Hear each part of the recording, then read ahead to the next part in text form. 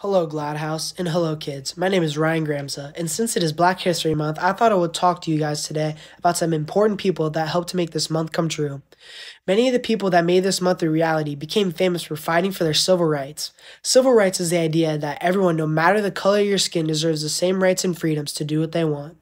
The first person I'm going to talk about today is Harriet Tubman. Harriet Tubman was a brave abolitionist. An abolitionist is just a fancy word for someone who fought to destroy slavery back in the day. She is also credited for creating the Underground Railroad.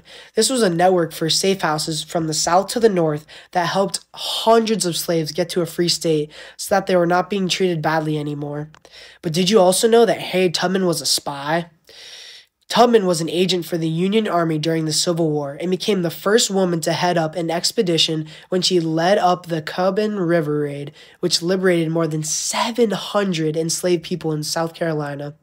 After the war ended, she dedicated her life to help form a home for the elderly African Americans. Wasn't she such a great person? The next person we're going to talk about today is Olsa McCarthy.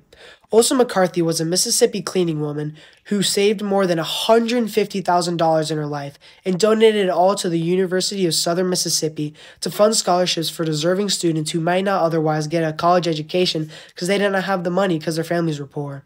She was kind and a generous person, and her actions helped her win the Presidential Citizens Medal Award. This is such a big accomplishment because that means she was such a great person and citizen that even the president noticed. Lastly, we're going to talk about Sojourner Truth. Sojourner Truth is the definition of courage. She was such a strong and confident woman who always put others first. She was born into slavery and suffered through 3 of her kids being sold away from her.